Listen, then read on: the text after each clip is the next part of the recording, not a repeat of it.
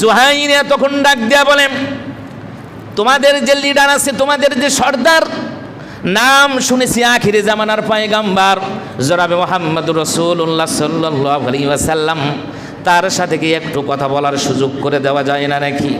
ডাক দেয়া বলে, কেন দেওয়া যাবে না? তাহলে চলো চলো, ওই যে পয়গাম্বার একটা তাঁবুর ভেতরে একটু আরাম ফরমাচ্ছেন।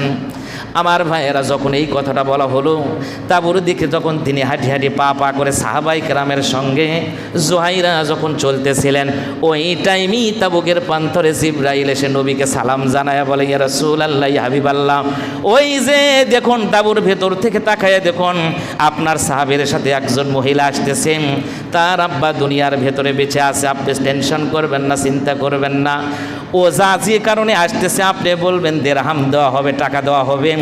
ওই মেয়েটাকে আল্লাহ পাক আপনার জন্য পছন্দ করে নিয়েছে, আল্লাহ পাক আপনার জন্য এতই পছন্দ করেছে, শুধু পছন্দই করবে না, ওই মহিলাটা আসতেছে আপনার হাতে কালেমা পড়ে মুসলমান হবে, আপনি বলবেন টাকা দেওয়া হবে, কিন্তু আল্লাহ পাক আপনার জন্য পছন্দ করেছে, আল্লাহ রব্বুল আলামিন আপনার সাথে ওই মেয়েটাকে বিবাহ বন্ধনে আবদ্ধের জন্য আল্লাহ পাকের আরশে আজিমে লিখে রাখছে। পয়গম্বর তো কারণ ছাড়া একটাও বিয়ে করেন নাই। আবার ভাইয়েরা, মেয়েটা আসলেন, সাহাবীটাও আসলেন, জুহাইরা তিনি আসলেন, তাঁবুর ভিতরে ঢুকে পয়গম্বরকে ডাক দেয়া বলেন, ইয়া রাসূলুল্লাহ, ইয়া হাবিবাল্লাহ, আমি ছিলাম কাফের মহিলার, আমার আব্বাও হলো সর্দার, আমি যুদ্ধে খুব পারদর্শী, আমার আব্বাও যুদ্ধ করে, আমিও যুদ্ধ করি, কিন্তু আমরা যখন পারলাম না, আপনার সাহাবাই কেরামগুলা সবগুলোকে বন্দি করে ফেলে দিয়েছে, তার ভেতরে আমি কিন্তু গনিমতের সম্পদ হিসেবে এই সাহাবিকে এটা দিয়ে দিয়েছেন, কিন্তু হুজুর এ চাইছে দিরহামগুলো, টাকাগুলো চাইছে, দিরহামগুলো যদি দেন আমি আপনার খাদেম হয়ে থাকতে চাই।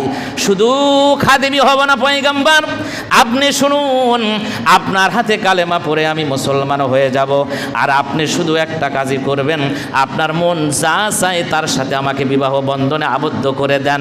ডাক দেয়া বলে, জুহাইরাম, তোমার ব্যাপারে আল্লাহর পক্ষ থেকে সব ফয়সালা হয়ে গেছে, আল্লাহ পাক জানিয়ে দিয়েছেন তোমার দিরহামগুলো পরিশোধ করে দেওয়া হবে, কিন্তু তোমাকেও আমার সাথে বিবাহ বন্ধনের জন্য যে আল্লাহ বলেছে, বলার সঙ্গী সঙ্গী জুহাইরা তখন চোখের পানি ফেলে দিয়া বলে, ইয়া রাসূলুল্লাহ, ইয়া হাবিবাল্লাহ, আমার স্বামী দুনিয়ার ভেতরে তো জীবিত নাই, মারা গেছে, আল্লাহ যখন পছন্দ করে নিয়েছেন আমি আপনার হাতে কালেমা পড়ে মুসলমান হয়ে যাচ্ছি, শুধু মুসলমানই না, আল্লাহ যখন আমার জন্য আপনাকে পছন্দ করেছেন, জানার দেরি করব না, এখনই এই মুহূর্তে কালেমা পড়ে দেন এবং আপনার সাথে বিবাহ বন্ধনের আবদ্ধ করে দেন।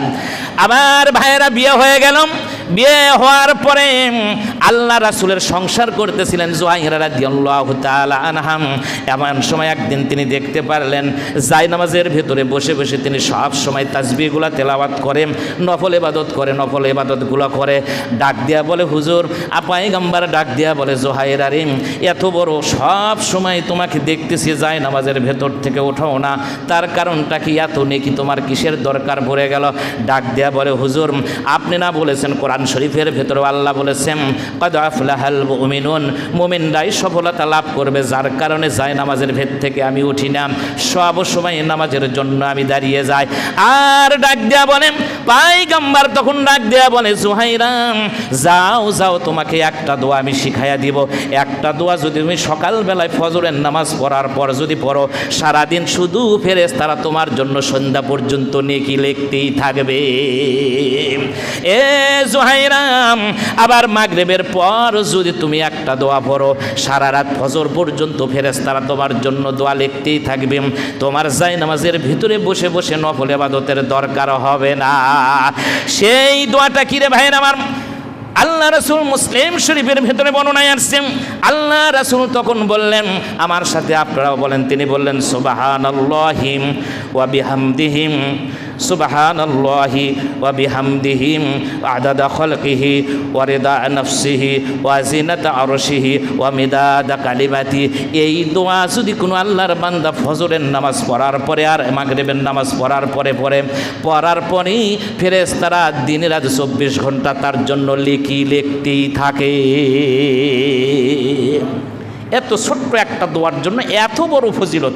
অন্য বর্ণনায় আসছে সুবহানাল্লাহি বিহামদিহি সুবহানাল্লাহিল আযীম, এতটুক দোয়া পড়লেও ফেরেশতারা দোয়া লিখতেই থাকবে, আপনার জন্য নেকি লিখতেই থাকবে, এত বড় একটা ফজিলতপূর্ণ দোয়া। তো যাই হোক, জুহাইরা রাদিয়াল্লাহু তাআলা তিনি ইসলাম গ্রহণ করলেন এবং আল্লাহর পক্ষ থেকে আল্লাহ পাক পছন্দ করেছে তার বিয়ের জন্য বিয়ের ব্যবস্থা করে দিলেন। তিনি সফলতার জন্য এই দোয়া করেছিলেন।